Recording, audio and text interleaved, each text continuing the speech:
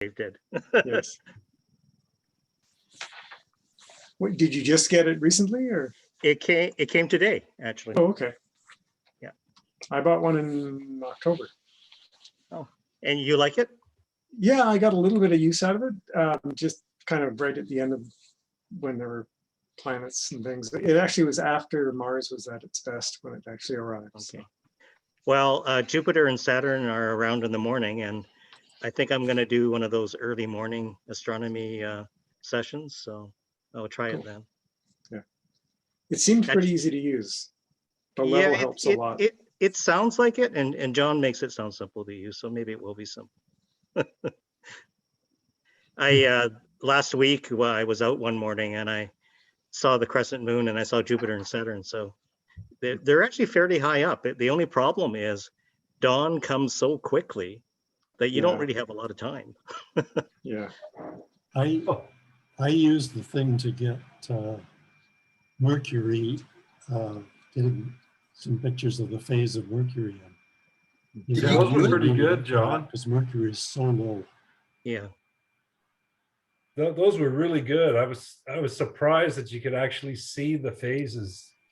Now, I didn't know the problem I was having though, Dave, was that the wind was blowing up a storm. I live up on an 8th floor, not far enough away from the strait, Juan de Fuca Strait. Right. So I get a lot of wind, and it really stirs up the atmosphere. So there were situations where the planet was bouncing around in the field of view and almost going out of it. But it still was able to get something. So you're lucky, what's it called? Lucky exposure strategy. Yeah. Is it much worse when the wind is bad? Well, there's a number of components to the seeing distortion. Some of it comes from high up in the atmosphere. Some of it comes from nearby. And it's the nearby stuff that can be stirred up by the wind. So yes, the answer is it does affect it.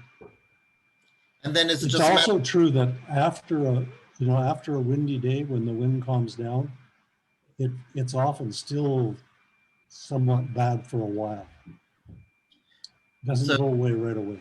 John, when the seeing is bad and you're doing the lucky exposure strategy, is it just that you have to do a lower ratio of good pictures?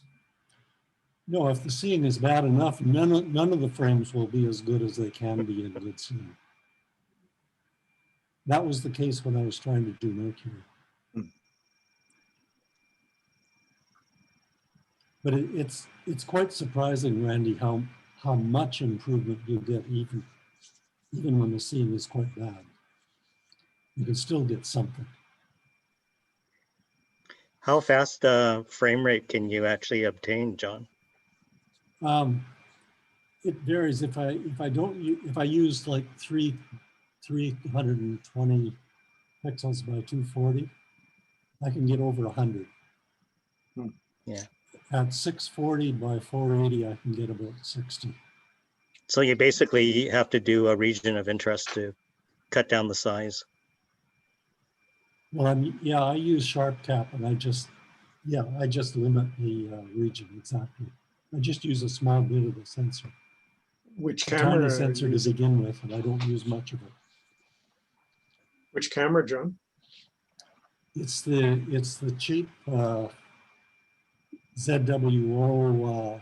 It's MM120 or something like that. Okay. Yeah, I bought one of those as well, just because it was the cheapest thing. Yeah, and I figured Jupiter's already teeny in it, even in a small sensor. So it's probably as good as anything you can get for planetary work. Yeah, because you don't need much room, and the bigger sensor will just slow you down.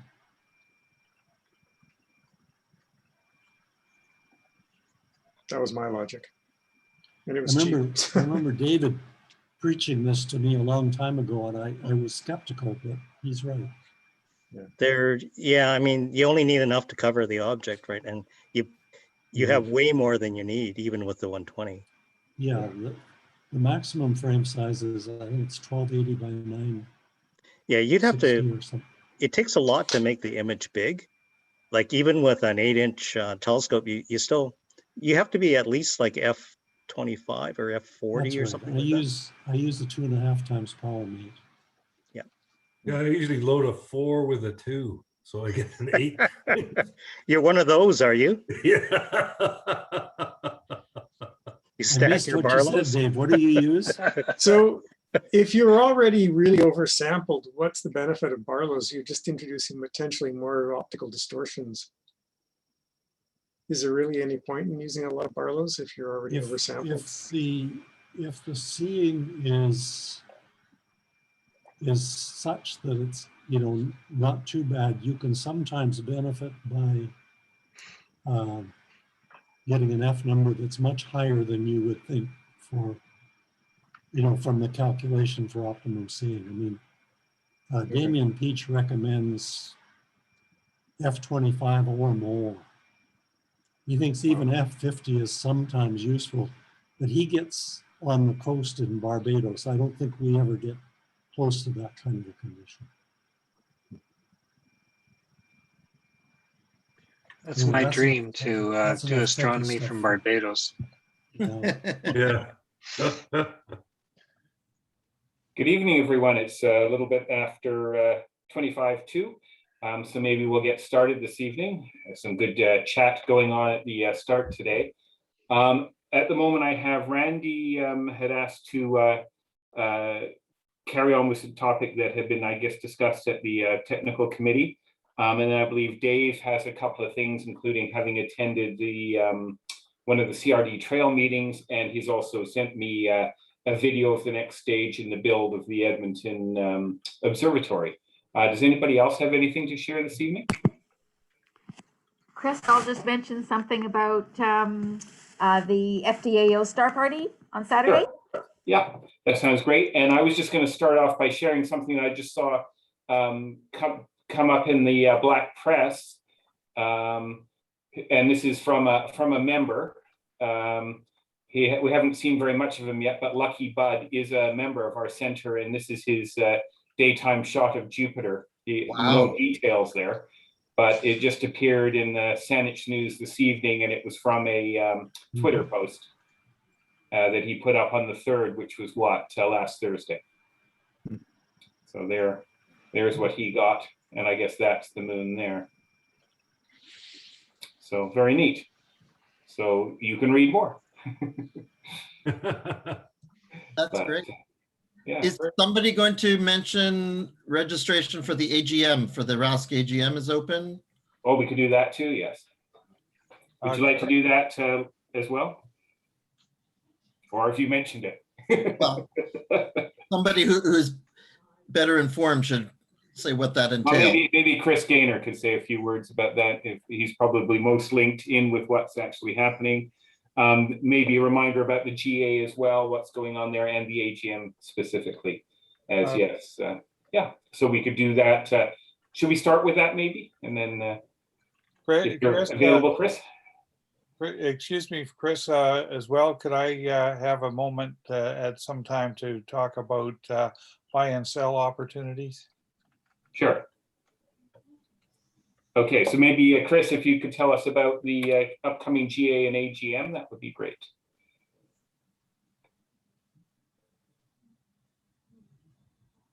Let's get my microphone on. So yeah, so we have quite an exciting virtual GA planned for it's the last weekend in June. And the main reason for that is because I believe that's when we've got the full moon, and so there's a lot of great speakers, and I'm just going to Chris, put this up here. Yeah. Chris, Yes. do you schedule in the full moon because nobody wants to see the moon? Well, That's right, Randy. you know, I like looking at the moon practically as much as you do. I should show you my what I've got on the background on my screen. Maybe I will in a second. You'll get a kick out of it. But the full moon isn't my favorite thing. You know, I sort of like you know, halves and crescents and all that sort of stuff.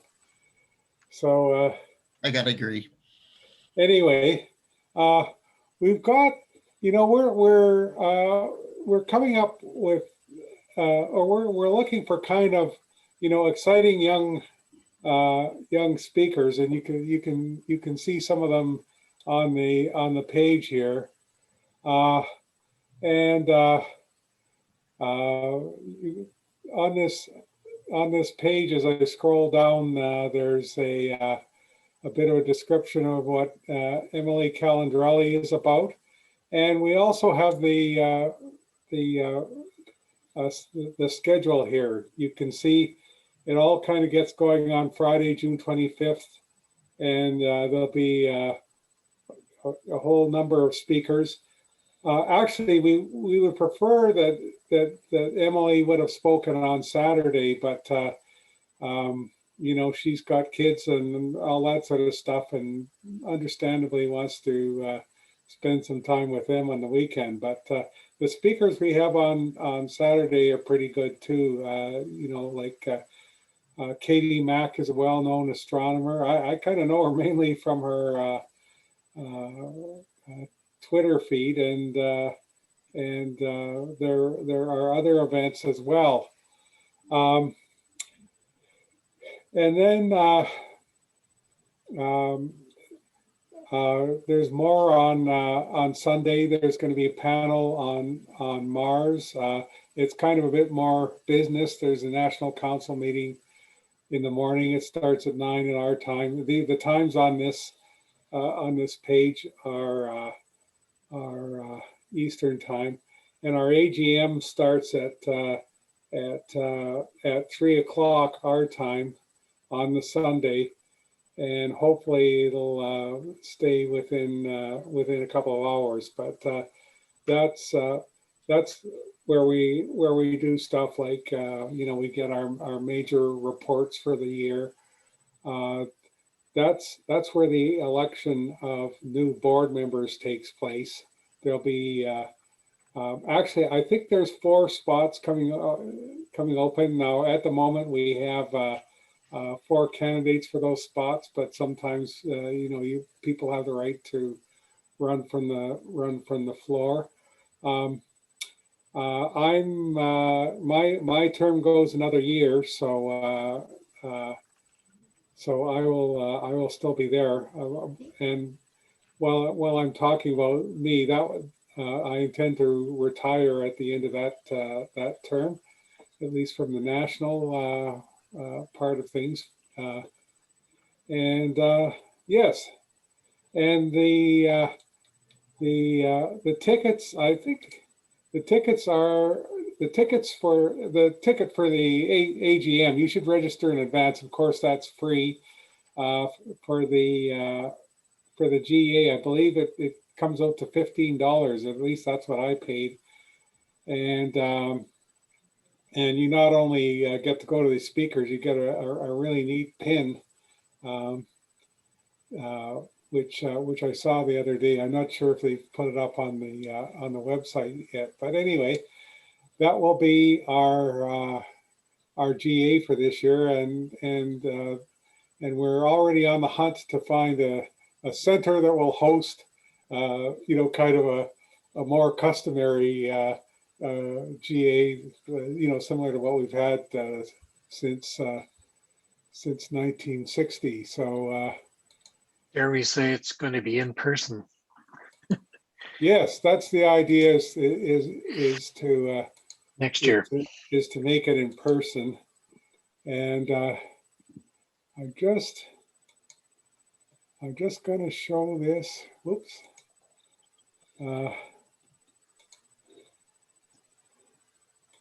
I'm just going to show this. Can you see that?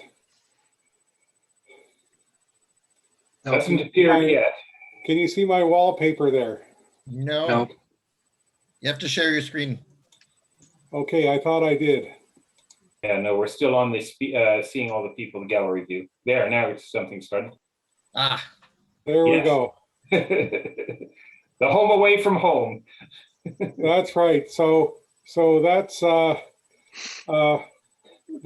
the that's at the Apollo 16 landing site in the plains of Descartes, and you can just see kind of the 2/3 of the lunar module, and even a little bit of the flag. And in the foreground, you can see a couple of instruments from the Lunar Surface Experiments package. And I'm always on the hunt for pictures from Apollo that people don't often see. So I came across that somewhere. So there's a little different glimpse of the moon. It's neat. Yeah, very nice. Well, thanks very much for the summary there. And yeah, if there maybe you could just remind us about that in the coming weeks in the lead up there, as there are a couple of more Astro Cafes before the GA. And yeah, and I imagine I'll be getting more information on some of the other events, like who's on the Mars panel and things like that. That would be great. Yeah, if you have that, that would be very useful. Great. Thanks. Thanks again, Chris. Randy, are you ready? yes. So as you see from my background picture, it's not the moon today, it's the sun. And while I am a selenophile, my father was a heliophile. He was well noted by everybody who knew him that whenever the sun was out, he was there. And I have to say, it's great sadness. He died this weekend, but he was 97. We had a wonderful birthday party for him the week before. And he lived life full. He was a character. In his field of obstetrics, he was a leader. He's the person who brought dads into delivery rooms in Canada, and he was instrumental in starting midwifery as a legal profession in Canada. He was quite a fellow. Anyway, and maybe I should mention Randy, and a recipient of the Order of Canada. And he was a recipient of the Order of Canada. Anyway, so here's the sun. I do even like the sun, not just the moon. So last week in the technical committee, oh, I have to share my screen. Hold on.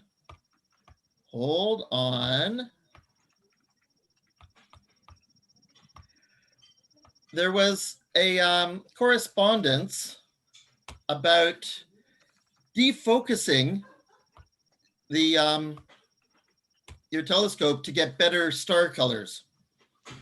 And I particularly like it was Sedun's comment that he spends all this time trying to make sharp pictures. He's not going to defocus. But I got interested in this, but I also remembered seeing a fun things to do with astronomy article in one of the Sky and Telescope or something, and I thought I would try it. So first of all, this was last week. I was on Pender Island, and in particular, the view from where I was staying, we had three very bright stars. You had Altair and the Eagle, and the red star Arcturus in Boötes, the Hunter, and then there's another white star, Spica, in the Virgin, but very low to the horizon. So these guys were, 30, 40 degrees up, and Spica was just close to the horizon at 2 or 3 in the morning when I was out there. So believe it or not, this was where we were staying. This was the backyard, and that is called Magic Lake. Beautiful, fantastic. Skies weren't particularly dark, but I could see the Milky Way. And then here's my equipment. just to be a bit more specific, go back, go back. Ah, I'm stealing my thunder. So this is a lovely reflex lens that I bought used, 500 millimeter, but with the 2x teleconverter, and then it's a 3/4 frame. So you could argue it's equivalent to a 2000 millimeter focal length. And I've done this gizmo up finder so I can find things at night. And it's a pretty nice tripod that I got for $15 from Used Victoria. I don't spend money on things. And that's an Olympus OMD EM10, which is a pretty cheap mirrorless. Anyway, so what the article said is if you jiggle your tripod around while you take a picture of the stars, then you can see something quite amazing. Now, this star, Altair, is quite up high. It's A-type. So, you know, oh, be a fine gal, kiss me. It's in the hottish side of stars. It's a white star. And that's what it looks like. And then when you go to a red giant, like Arcturus, then it's visibly much, much redder. But I just love these patterns. So that's me for 2 seconds shaking around the tripod, and it just splits up the picture for a while. But what happens when you're close to the horizon? This is where the magic happens. Isn't that cool? Yes. I did not doctor these. I upped the contrast. That's the only thing I did. That's really cool. Yeah, prismatic. Have any of you tried this before? No. I actually, I have to admit that I have, but I would never show anybody. But you know, you're extremely bold, Randy. This is that twinkle. You sometimes see the colorish twinkle, Yep. and it's just spreading it apart in time. You know, you could just do a slew and you would see it as a nice pattern, but this is more fun. Yeah, actually, Randy, what some people do is if they have a zoom, they'll actually slowly zoom it and you get a cone type shape. Oh, so you yeah. start with a pinpoint and then you get this big horn kind of thing happening. Yeah. Anyway, back to the correspondence about defocusing. So when it's up high, when the star is up high, then you get the pretty good color. But what's cool was for Spica, for that low one, when you defocus, you really do get the color a bit. Things average out. And so that kind of answers a bit the question that people were talking about. Now, Randy, you have a donut there because I think you have a catadioptric lens. It's a reflex lens. It's basically a Cassegrain lens. Right. And so that's the obstructing central mirror. It's the same as the Cassegrain geometry. Let me go back.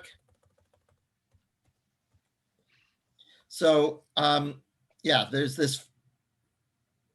a front corrector plate which includes the central mirror, and then there's a parabolic, or it's a spherical mirror, but it's got the corrector plate. So it's the Schmidt-Cassegrain, and then there's the secondary mirror, and then it goes through the middle to the camera. So it's a reflex lens. In camera talk, it's a Schmidt-Cassegrain in telescope talk.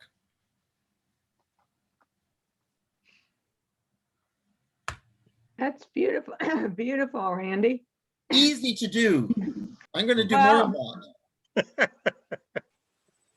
Yeah. What I realize now is that instead of hiding the pictures of the night sky, I've tried to take just with a handheld camera and always end up with pretty colored streaks, is that I should show them off. You can show them now, Dorothy. It's okay. Yeah, now, I mean, Ran- I've shown, some of you have seen in a few of my talks, I've shown some of the better ones when my hands were most stable, but there's some others that are more colorful.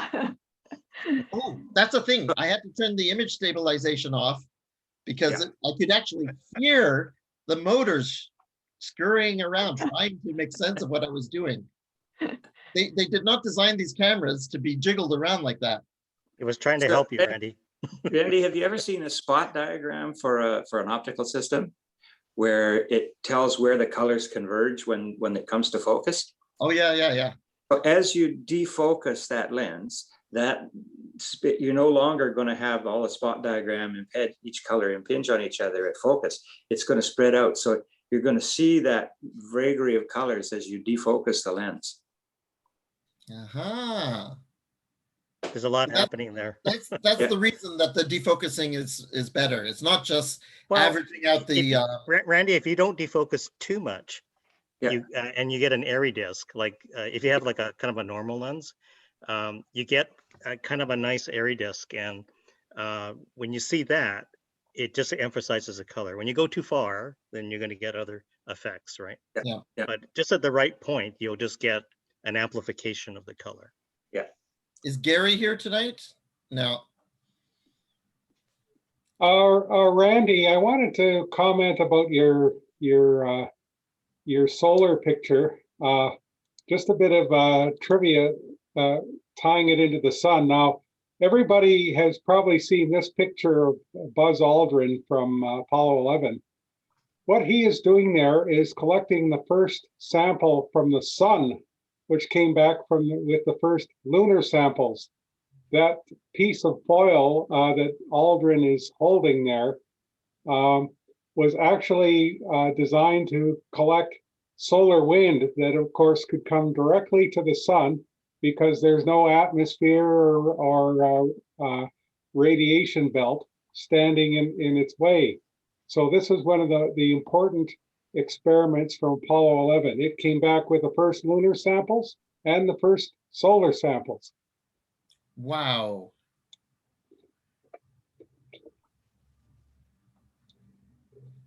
And a bit of trivia about that experiment.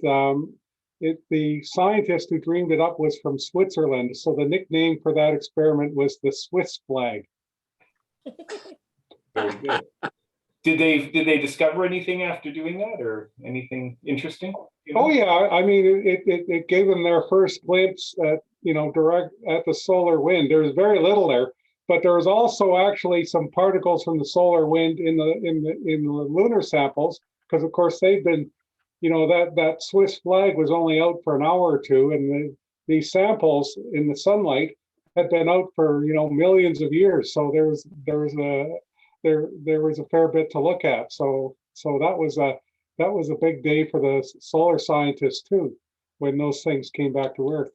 Yeah, I'd never heard about them doing that, and that's what I was wondering. So yes. what was discovered? Thank you. Yeah, I could probably explain it better if I knew it better, but I just that's a great piece of trivia from Apollo 11.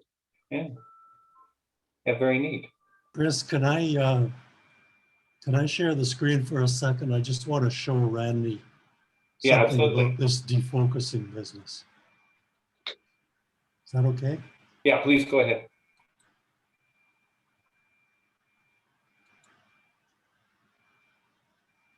Ah. So I don't know if you can see that, but that's Orion. It's Orion, and if you defocus about the right amount like this, you can get really quite accurate colors of these stars. Mm-hmm. The problem, even in the ones you showed us with the wiggling it around, you can see in there the whitish parts of the thing is where you've slowed down a bit, and it's still overexposing, so you're not getting the full color. The colors are subtle, they're quite beautiful. So just try actually really defocusing your camera and you can get those colors quite nicely. That's all I wanted to show you. Fantastic picture. Yeah, that's really neat. John? Would you superimpose a defocused star for the color on top of a focused luminescence or luminance? I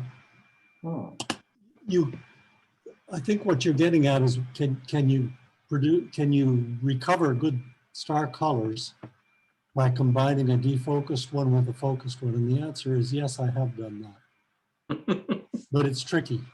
Yeah. It's really tricky. Yeah, you don't want to do it too much, just enough. Yeah.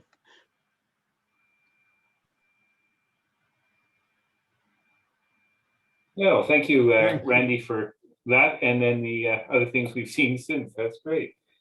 So I think the next up, Dave attended the one of the CRD trail meetings.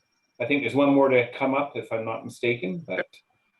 Yeah, I'll give you a real quick run through. For those of you who don't know, the CRD is looking at widening and putting some lighting on parts of the trail that goes through here. There's really three parts of it. The first part is the trail that runs from the Mackenzie Quadra interchange all the way down to what's called Switch Bridge, which is the junction of three trails that's by the Uptown Mall. And the second part is from the Switch Bridge down to the Selkirk Trestle, which is that trestle that goes over the gorge. And the third part is from the Switch Bridge to Mackenzie interchange along the number 1. Now, what they're talking about here is the existing trail ranges in width from 2 to 2.5 to 3 meters. And they're talking about widening the trail out in order to accommodate two-way cycling and pedestrians physically separated. So they're talking about widening those trails up to between 6.5 and 7 meters wherever they can. Now, the initial thing that came out, they said they just were, it sort of hinted that they were going to install lighting at the junction, the intersections, bridges and trestles and underpasses. Well, when you finally get to read the report or you go to the workshop, you find out they're going to light the whole darn thing, all three of those sections, with the exception of the bit of the one trail that goes past Swan Lake, where they're up in the air as to whether they're going to put very low mounted lighting or they're just going to put reflectors on the trail. Now they do have, if you go to their website, and I'll give you that URL shortly, you can attend, there's a response you can do to a questionnaire, which I did already. And I kind of put the negative image on, why are you lighting these damn things anyway? Because after all, in that part of Victoria, we got a fair amount of sky glow and light that we get at night. And I wanted to sort of tried to give the impression, what the heck are you lighting this thing for? Now, their argument is that they want to do it for, quote, safety and visibility and to deter some bad actors on the trail. My suspicion, they're going on the basis too that the trail is going to increase in use over the years. Currently, it's running, depending on which section you're on, from between 1,500 trips and roughly 3,000 trips a day. And they're saying by 2040, those could go up as high as 3,000 to 4,500 trips a day. So they're thinking down the road that they need more trail width in to handle more volume.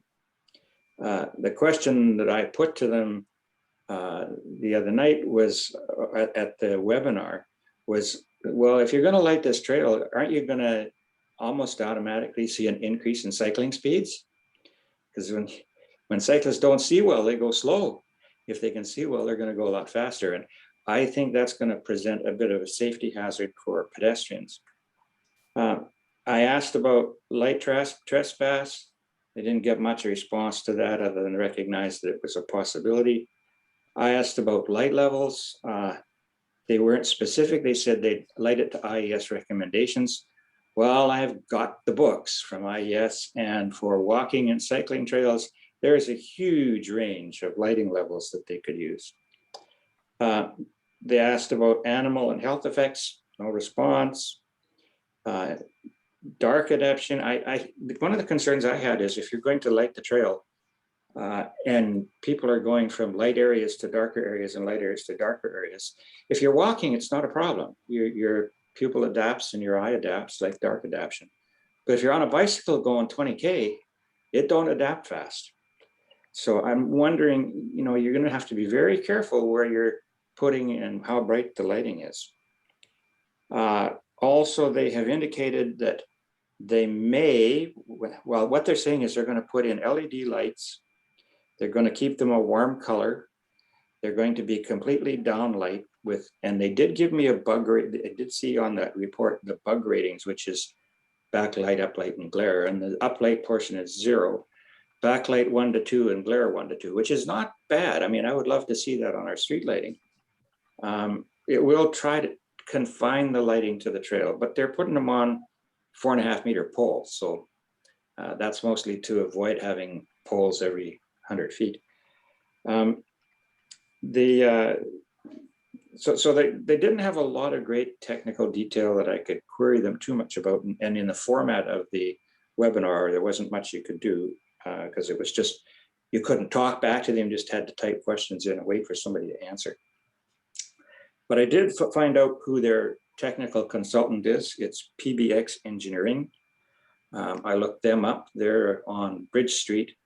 I looked at who their principals are, and surprisingly, they're municipal and electrical engineers, and their engineering backgrounds are very similar to mine, as a matter of fact. I did complete the survey. The survey is available for you to go into their website and complete up until June 13th.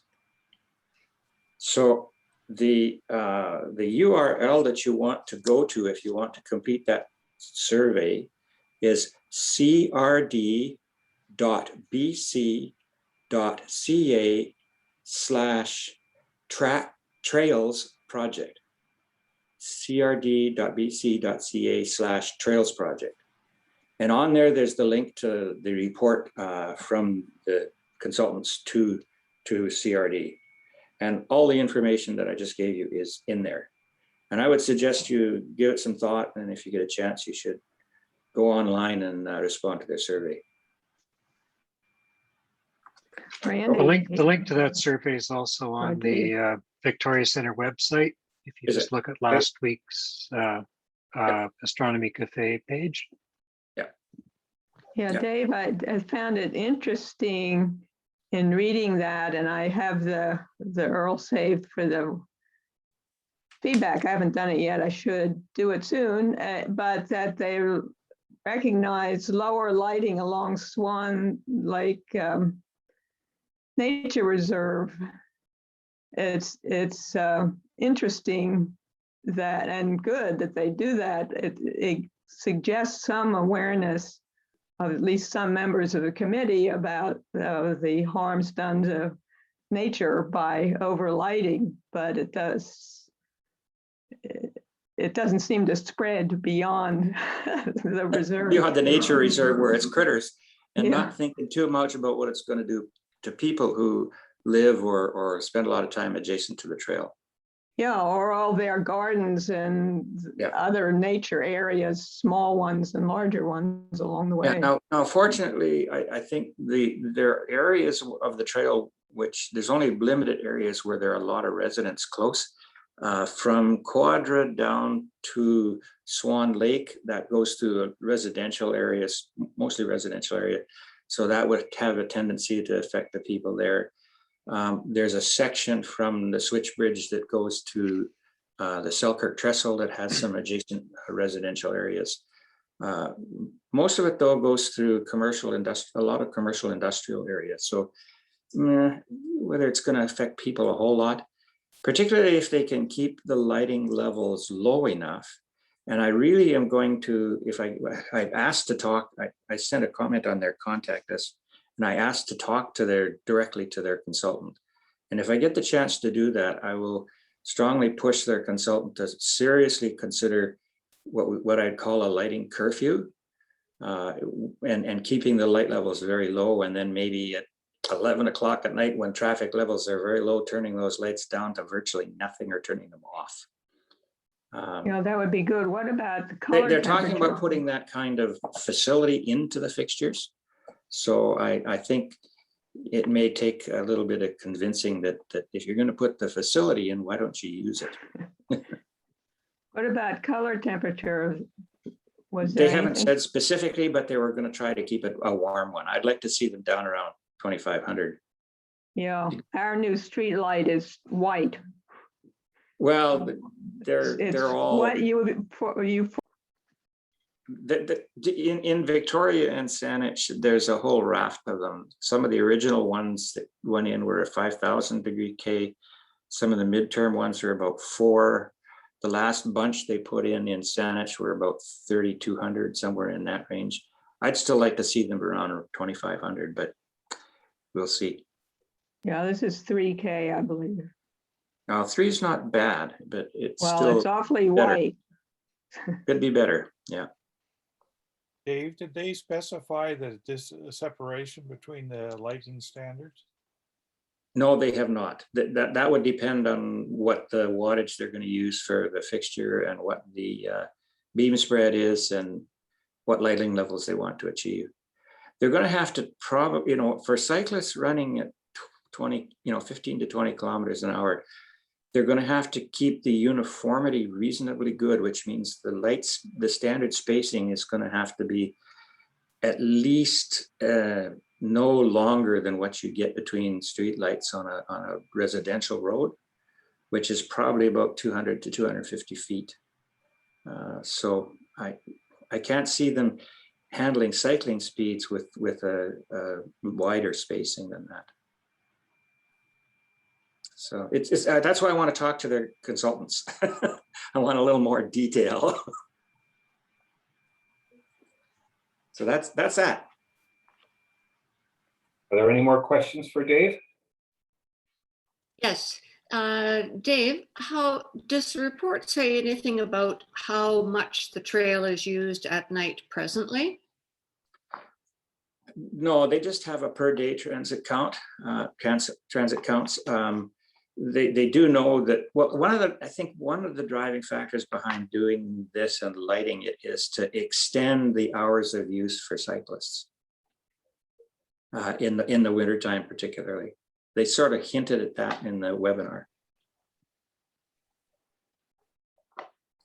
Did they mention e-bikes and the increasing speed at which bicycles are moving? Yes, there was. They didn't do a very good job of answering the lady's question on that. They do anticipate the e-bikes, but somebody asked them about motor scooters and other kinds of motorized transport that would use the bike trails, and they didn't say anything about that. I think they're going to have some serious thinking to do about speed limits for bicycles on that trail if they're going to run it at night. Yeah, when I answered the survey, I asked them the question, are you sure you're just engineering this to be a bike trail, or is this going to be a roadway?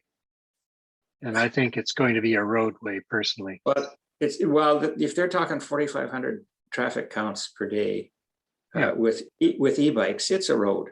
Yeah, of course it is.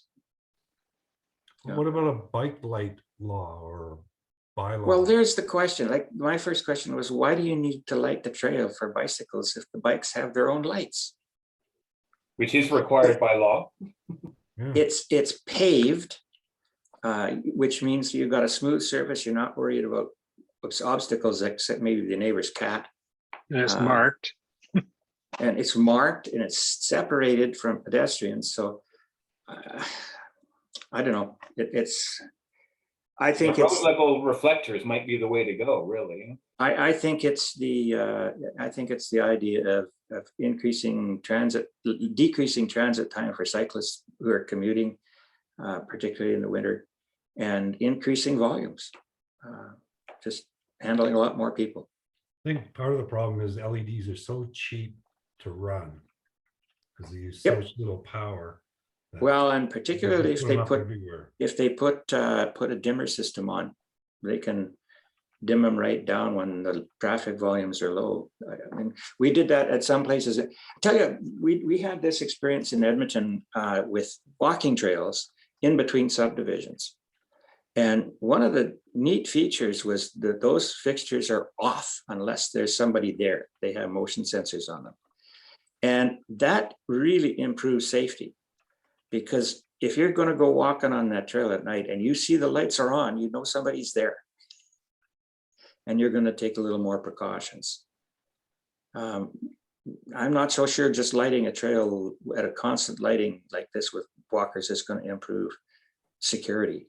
But anyway, I'd like to talk to designers and raise all those issues. Yeah. Well, as I recall, you said that buildings that were just lit at the same level, you know, kind of all night, got way more vandalism around them than those with dimmers, right? Yeah, absolutely. We did schools in Alberta, and vandalism went down when we put timed light off at night. Darkened the school completely at night, vandalism went down. Anyway. You want to floodlight the canvas. Yeah. Very good. Well, thanks for attending that and reaching out to the group there. And if they don't get back to me saying, go ahead and talk to our PBX guys, I might give them a call anyway. Well, it wouldn't hurt, because I guess there's another group we haven't maybe connected with at the CRD, I guess, who are doing some of the lighting. So yes. Yeah, it's an ongoing, and one of the problems is that we've been encountering too is with all the different authorities, the different municipalities, there's a different group in charge of each part of the CRD, and that now, of course, this is a CRD project, so yet there's another group. So anyways, well, thanks again for doing that. And yeah, if you could keep us posted, that would be great. And if you have any questions for Dave, I'm sure he'd be happy to answer them. Yep. Maybe while we've got you here, I could show the video that you sent, the next piece of the Edmonton Observatory. And let's see if this... So the video you're going to see is actually, it's a fairly straightforward, it's not very long. It's Roman is installing the azimuth bearing that goes between the base for the mount and the forks for the mount that's going to carry this 32-inch telescope. So when he runs this, the big red thing you're going to see in the center of the floor is the mount base. And the gray thing that's on the right-hand side is the forks. There is a bit of music in the background here, but I've turned it down a bit. So there's in the center is the base. You can see him leveling it up because he wants to get it perfectly level. Now that thing he's holding in his hand is the bearing. He's had it stored in a container to protect it. He's going to grease it before he puts it in. So this is an Arctic grease. You can see him greasing the bearing, making sure it's, notice the gloves to keep it clean, both sides. And then he's going to grease the recess in the mount. You can see that recess where the bearing is going to fit. He's greasing that up. Now you'll see there's a little heater down beside the mount that's running.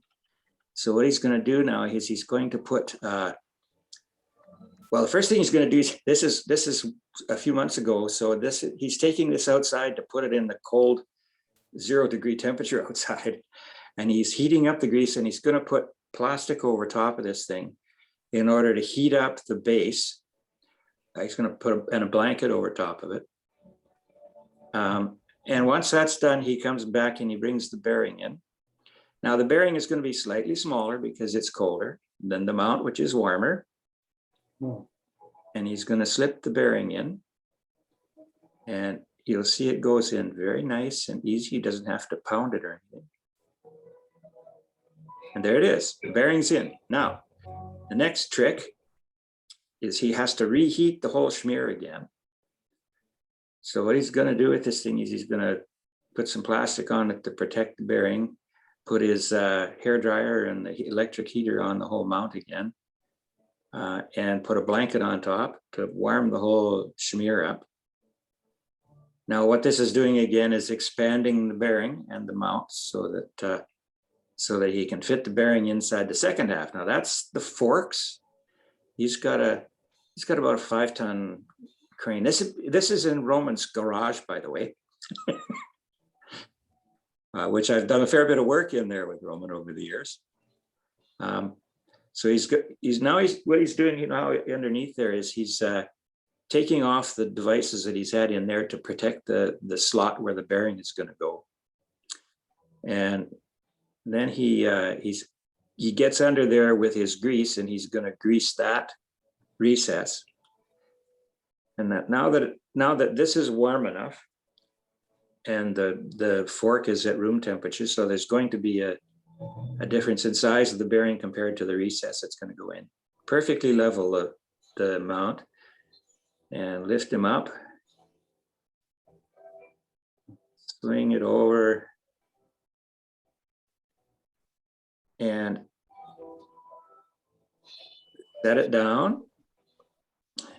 He's doing the whole thing by himself? Yes, he is. Roman does stuff like this in his garage. Yeah, it's amazing. He has an amazing skill set. Now he's got the seated, and he's making sure it's well set. Now there's another bearing that has to go in there that will hold the forks down onto the main mount, right through the center of the big bearing. That's the one he's putting in now. And that bearing will bolt through to the base to hold the forks down. So he puts the bolts in and tests it out. Now, everything that you see there, he has welded together in his garage.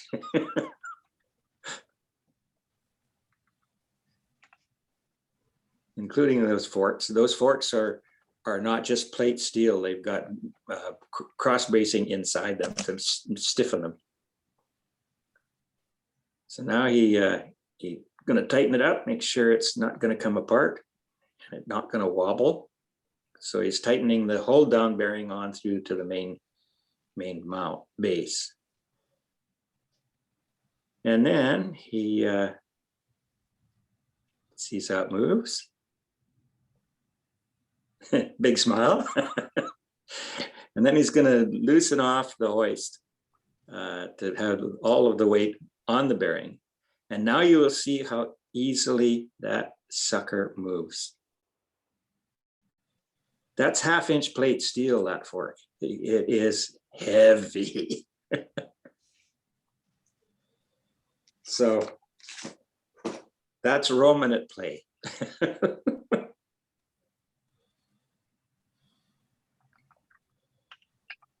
Was that lower bearing locked into place because of the temperature difference? As a matter of fact, it's not, I wouldn't say locked. It's held in place all right by a certain amount. He had to do what was called preload the bearing, so that it rolls smoothly.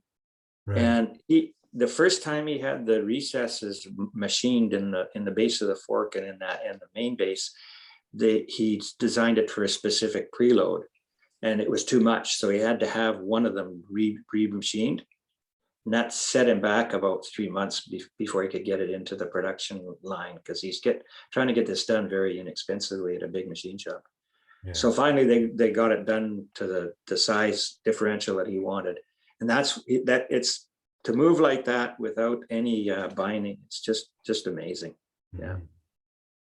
You see how big the yoke there is. You realize how big that telescope is. The forks, yeah. 32-inch mirror. It's a big scope, yeah.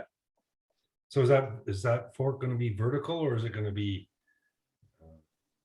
The fork, yes, it's going to sit as an alt-azimuth scope. Okay. Yeah, and the focus is not at the normal place. It's got a secondary, a tertiary mirror system. It's got a secondary that comes down to the diagonal. So that the focus comes out the side, so we won't have to have a ladder to wander around the scope, a long ladder to see it, because it's an f4 32-inch scope. At f4 you'd be on top of a really tall ladder. Yeah. Wow. So is it going to be wedged? No, just alt-az. Yeah. Okay. If they decide to do any photography, he's made provisions to put a field rotator on it. Okay. Yeah. Yeah, otherwise it's mostly visual to start with, and then depending on funding availability and use, they'll go from there. But Yeah, it should be quite interesting. And the fellow who donated the mirror, whose name was on the scope, Bob Drew, he's a member of Victoria Center now. Dave, where's the final destination for the scope? It's at a site called Black Nugget Lake Observatory.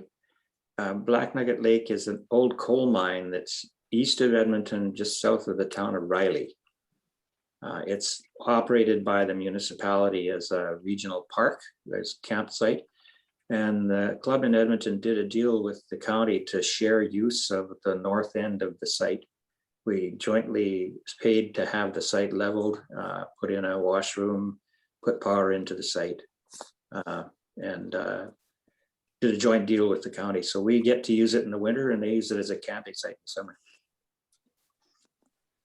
So is it going to be a big deal to move it to the site?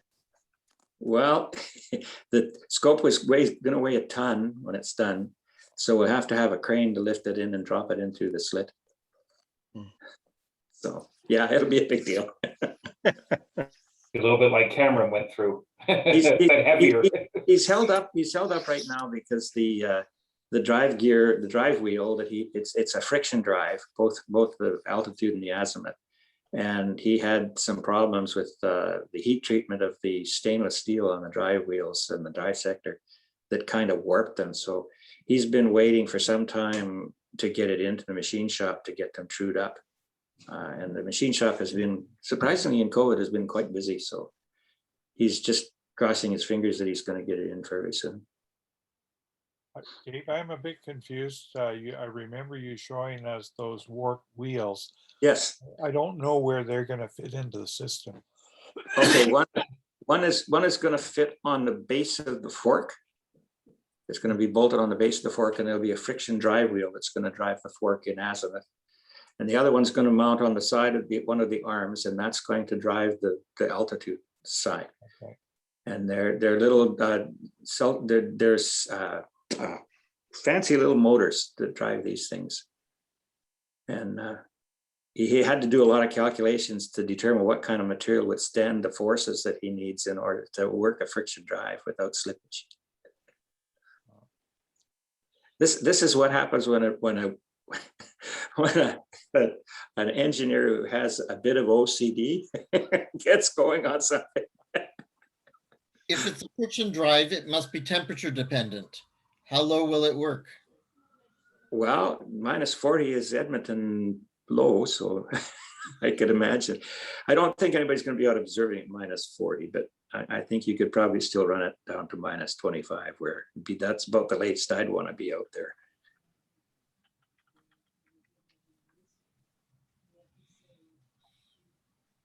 There you go. Very neat. Yeah, we'll keep you in touch. He'll probably produce some more videos as he goes. Yeah. Great.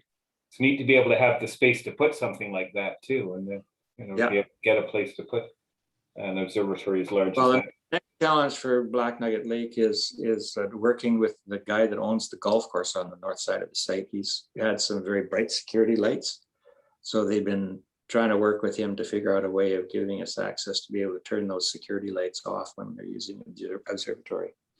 Very good. Hey, Lauri, you wanted to say a few words about the upcoming event? And you're still muted at the moment. There we go. So yes, so the friends are putting on the next star party this coming Saturday. So it will be on the 12th of June. And our main speaker is James DeFrancesco, and he's giving the second part of the talk. He gave one back in, it must have been December sometime, I believe, on the work that he was doing on what kind of possible life there might be within the solar system. And so this time he's going outside of the solar system, and he's doing some work on, for instance, the Drake equation. He's going to work on the Fermi principle, I believe. Things like he's bringing in a whole bunch of different kinds of things to kind of look at what would be the possibility and whether or not there's anything, if there's anybody out there, and whether or not we'd ever find them, and whether we'd ever know whether we found them if we did. So he's a great speaker. If you've not heard James speak before, he's a very good presenter, and he's going to be doing the first part of the evening. And then we have some little bit of a presentation on the summer solstice that's coming up, and some of the different celebrations that are around the world for the summer solstice, because that's coming up on the 20th of June. And we also we hope we will have some of the pictures from the solar eclipse, the annular eclipse that is happening on Thursday morning, the 10th of June. And we're hoping that we'll be able to get some things that any feedback and some pictures that will be there for some of the people will be looking at that. And then our Ask an Astronomer segment we're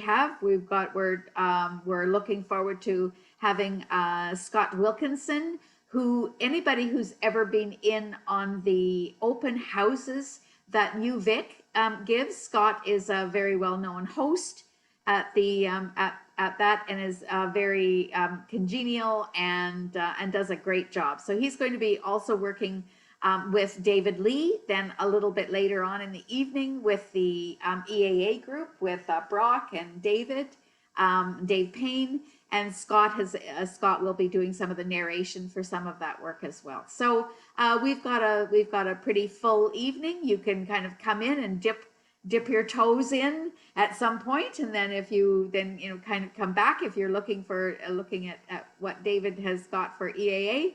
Then come on back after the 10 o'clock time, and then the star parties are going to be every 2 weeks through June, July, and August, and then in September we'll go back to our once a month star parties. And next year we sure hope that we're all back up on the hill.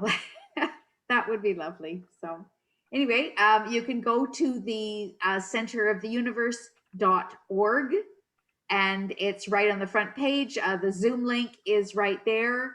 We kind of keep it the Zoom link within the center of the universe, and we don't usually put it out on Facebook or anything like that, so that it's we don't get photobombed and all that kind of thing. But it also will be on YouTube. So if you don't find us there, you can always watch it on YouTube as well. All right, any questions or anything, just you can let me know. Thanks. Thanks, Lauri. Great, and Reg, you wanted to say some things. Okay, could I share the screen, please? Please.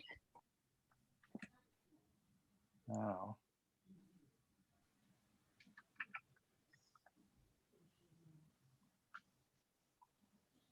Don't know how this is going to work.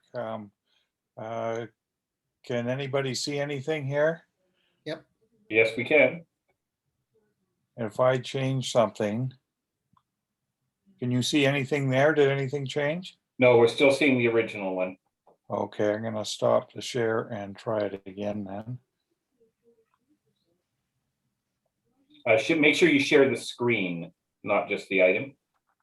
So one of the choices in sharing is a screen. I don't see that option here on my system. So what I will do is click on here. Okay.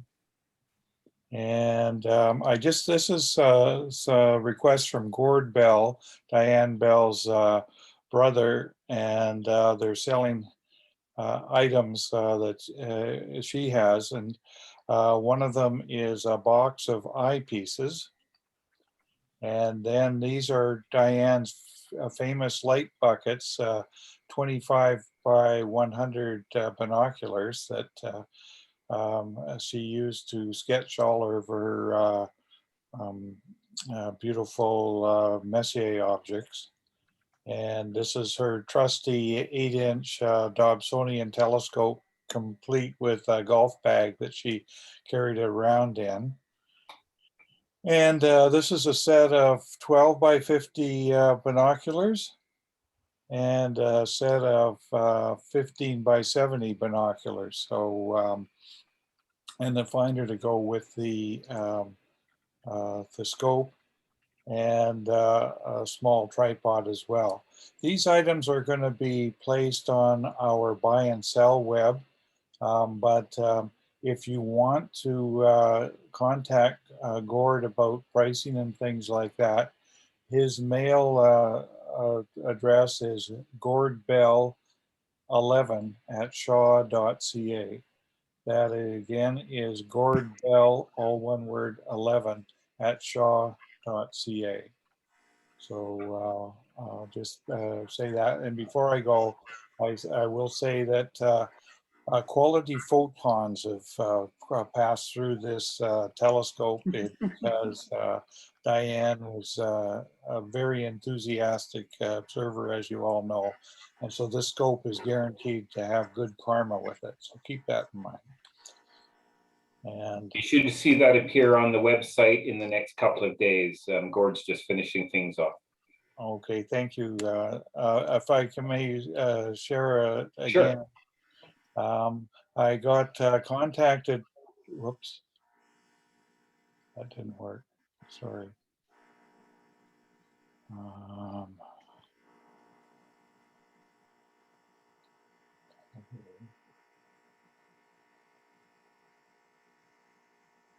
This isn't working for me. I'll just verbally say that I was contacted by Nelson Walker, and Nelson is putting up his TeleVue 101 for sale. It's a 101 millimeter refractor, and this is an absolutely beautiful heirloom quality scope. It comes with a beautiful carrying case and a lovely wooden TeleVue Gibraltar mount, which is set up for alt-as viewing. And he also has a set of 12 TeleVue eyepieces. Wow. So this was a beautiful item. And again, this has been much loved, this scope. I've seen it out numerous times, but Nelson has managed to use this instrument to complete the Isabel Williamson challenge, as well as many other star challenges, both with RASC and the American Astronomy League. So this is a great deal. And Nelson's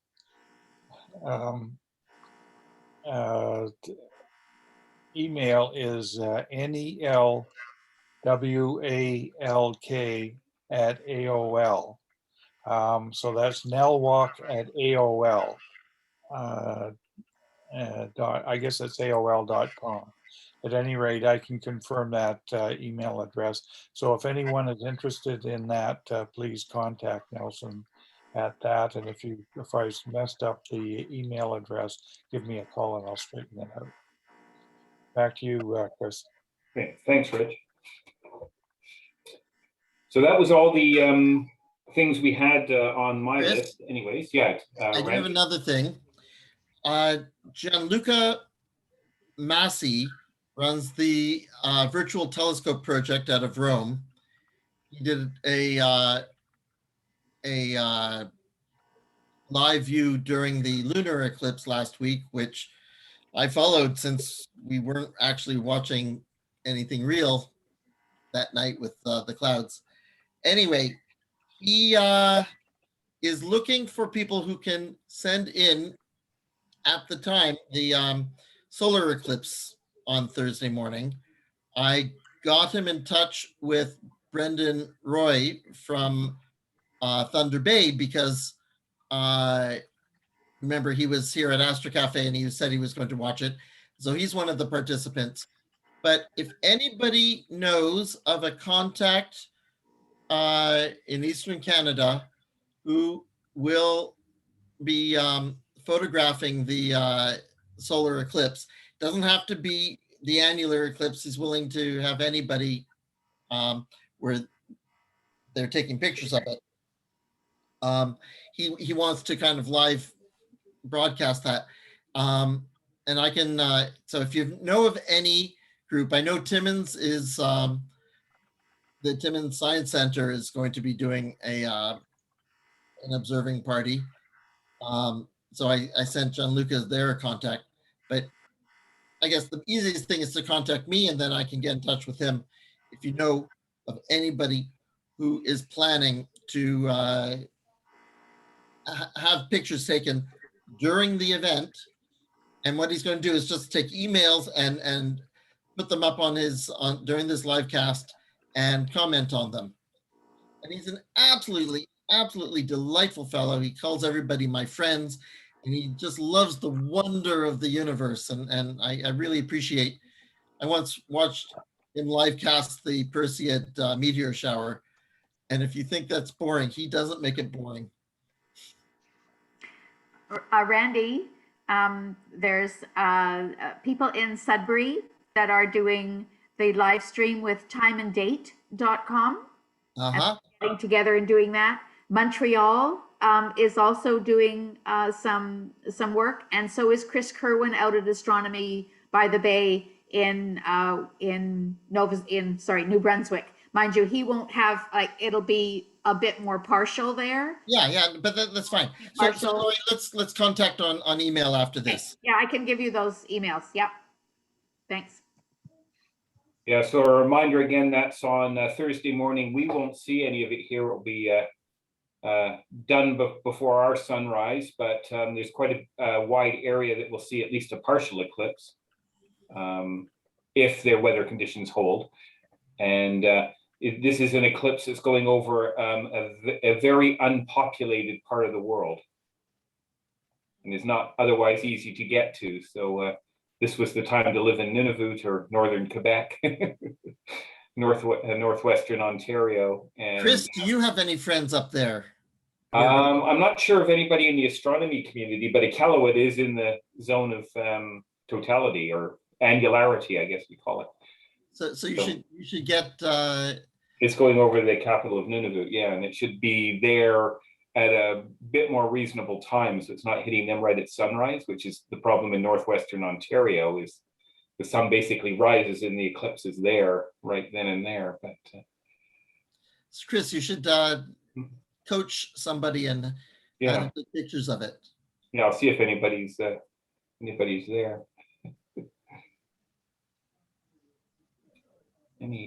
Any final comments for this evening? Chris, I have some breaking news. Okay. I'm just going to try sharing the screen. And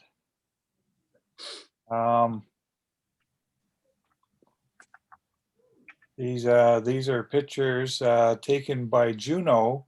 Now, Juno, the satellite that's in orbit around Jupiter, was scheduled to crash into Jupiter this month. But due to the success of and longevity of the instruments and the interest generated by that project, it's been extended for several more years. And in order to change the orbit of the satellite, because they had problems with the rocket that was supposed to do that, they made a close encounter with Ganymede today. And these are some images they took. The satellite actually came within 625 miles over the top of Ganymede.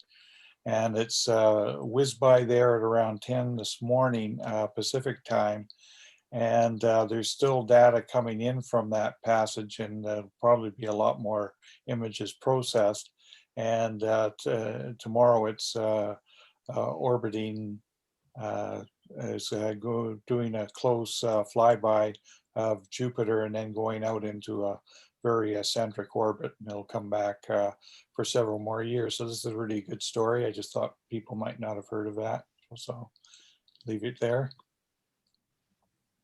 Yeah, thank you for sharing. Yes, Juno is mainly exploring Jupiter, not the moons, unlike some of the other ones that have gone before. And you know, the imaging on that was kind of an afterthought that was put on. You know, So so a lot of their processing is done by amateurs. So I imagine in a few days we're going to see some really nice versions of those raw images you were showing us. Yeah, that they put a melon cam on the spacecraft, and it's worked out really well. It takes a little while for them to process those particular images because it's quite a complex format. The shots that we shot, that I showed you there, were taken with the Aurora camera. They have about 7 different sensors that they are going to be using on the satellite. So it's been a very successful mission so far, but a lot of the data about Jupiter is quite inaccessible to the general population, but I imagine that we're going to have some good synthesis of that information and some interesting stuff coming out of it pretty soon. And just while we're talking about spacecraft, I'm sure most people here are aware of this, but last week NASA gave funding approval to 2 spacecraft going to Venus, because Venus has been kind of neglected for a number of years. So in the years ahead, we're going to see some more things coming from Venus. Great news. And speaking of Venus, I was going to do a little review of the transit of Venus that happened in 2012. Because Victoria Center was very lucky that we managed to see quite a few, I guess it was pretty well the whole event. And so I thought I would just review a quick look at the photographs that Victoria Center's members took back in 2012 And yeah, sorry, was, Joe, I forgot about you.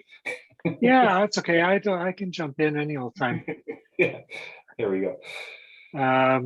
Let's see if I can get this share working. I thought there was something else on the list, but I couldn't. I thought, oh no, I found it all. But here we are. I didn't. Okay. So I think what I'll do is just click on these and go through them one at a time.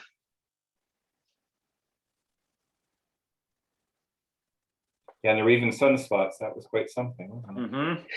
Yeah, I remember that. We used to get sunspots. That's So so John's photo of this event happened. It was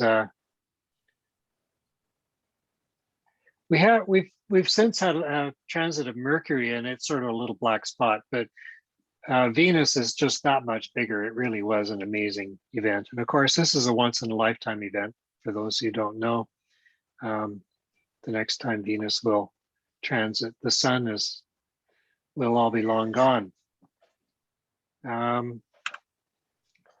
And Chris Gainor managed to grab a photograph through his little ETX.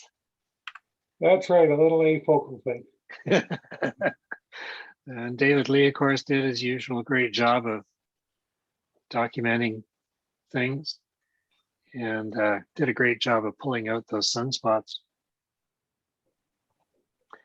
Most people were using refractors. In this case, David was using his Pronto Teleview 76mm, I believe, and a 2x power mate. And other people like myself were using longer camera lenses. I was using a 400mm. So we managed to get we were fighting cloud, especially toward the end. Some of us saw the end of almost the end, and other people didn't, depending on where you were in the city. Michelle Michaud was up at Gonzales Observatory, and Charles was up at Mount Ptolemy. So lots of great detail there. You can even see the granulation in the sun. Everyone here was using white filters, despite the color of the photographs. They were all white filters. So another Charles with a full disc version, and managed to get second contact, or what some people call the black drop effect, where the planet is just inside the solar disk and sort of kisses the edge, black to black, you might say. And you get that little bit of a dimple, or whatever you want to call it. John was highly organized, managed to get the sequence that we managed to see from Victoria. So we didn't get to see the whole transit, but we got to see most of it. And we certainly did it way better than a lot of other people in Canada. And I remember that the clouds cleared away just minutes before it started. Like, it was really a close shave. And the folks who were observing up on the hill, it was still cloudy when it started. Us folks who were down at the Royal BC Museum had better luck. Yep. It was very much. I think I was at a conference and I probably snuck out. I think that's probably what happened, because I remember being in front of the museum. That was my memory of the eclipse, was chasing around northeastern Alberta a couple of 100 miles with Roman in the car, trying to find a place where we had a hole in the cloud. We saw the first quarter before it was done.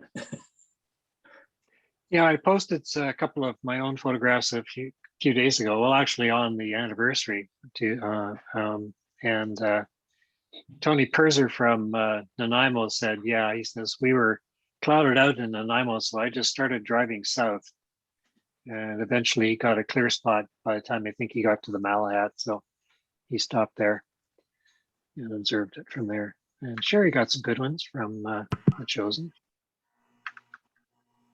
I remember talking to someone down at the museum who had jumped on a ferry from Vancouver, because Vancouver was clouded out.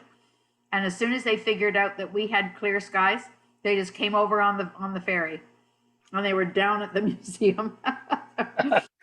Them along with thousands of other people. Well, yes, it was. And Bill Weir managed to catch some good shots out of Machosen too, although it looks like he's fighting a little bit of cloud. I was in California. Oh, you were? Okay. I was outside of Red Bluff, California. There were three of us that drove down from the Pacific Northwest. We all ended up at this same roadside rest area and set up. It was fabulous. We had this outreach event with people that were stopping to pee. Victoria Center South. Well, there was a person from Bellingham and another person from Portland, and we all ended up at the same place. It was a beautiful place. Yeah, 10 kilometers north of Red Bluff, California. I should read the notes. Oh, and you had your hydrogen alpha going as well. Yeah, I had both. I had my 6-inch Dob and my little PST. We had a 3-year-old looking through our refractor up on Mount Tommy, and she definitely saw it. She described exactly what was there. And maybe her mother, who was holding her up to the telescope, said that they did talk about these things. So she might, if she lives long enough, she might get to see the next transit of Venus. Because she was 3. No. Yeah, I had a little kid like that too. A few little kids. I made up a logbook that I made people sign. People wanted to pay me. So what do you want for doing this? I said, sign my piece of paper and tell me what you think. So I have this fabulous logbook of about 50 names. And we should compliment the president of the day for making sure we had good weather for that. Yeah. We'll give full marks to Lauri. She did a lovely write-up of this in the June issue of Sky News. I guess we must have delayed the publication date a little bit in order to get it in. Yeah.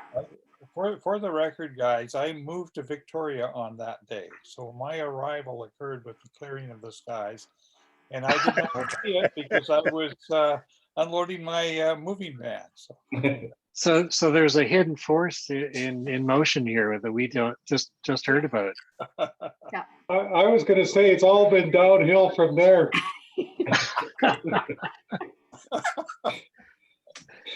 Yeah, yeah. Well, I guess the clincher, the closing remark is Sid said this was the biggest one-day event for RASC in Victoria since he's been with the club, and he's been with the club a heck of a long time. So that's quite a statement. I wasn't able to get my pictures in that collection, Joe, but I tried. That's okay. That's okay.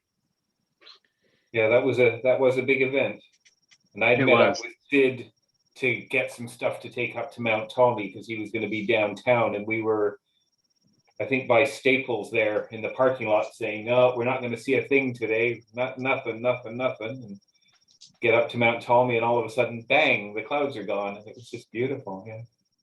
Yeah, you just never know.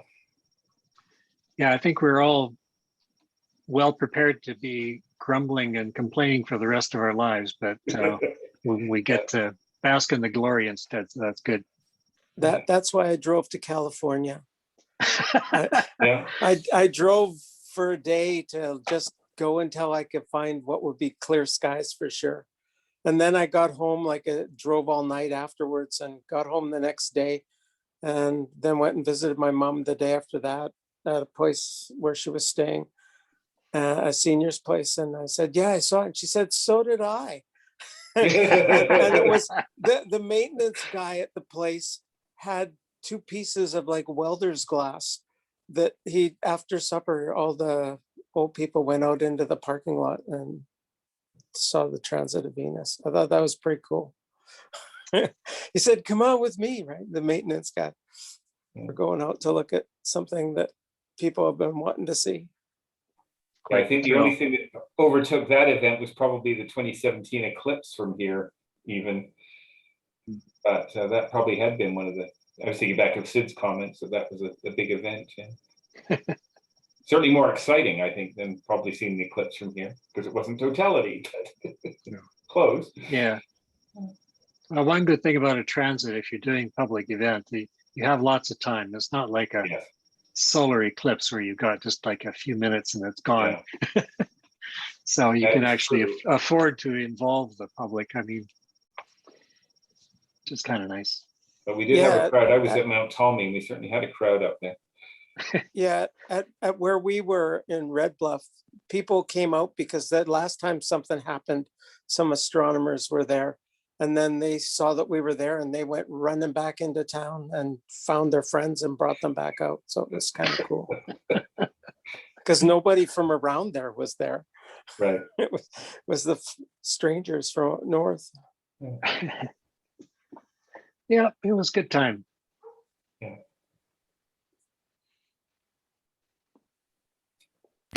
Thanks, Joe. Putting that back on. That was fun. Yeah. Yeah. It is fun. Yep. Very good. Well, there's some things happening this week, so hopefully they'll get some clear skies in the get to see the eclipse on Thursday. But and I'll see if I can think of somebody in the north who might be able to photograph it. But hard to say. Yeah. And star party on Saturday night. Don't forget the GA and AGM coming up if you haven't registered.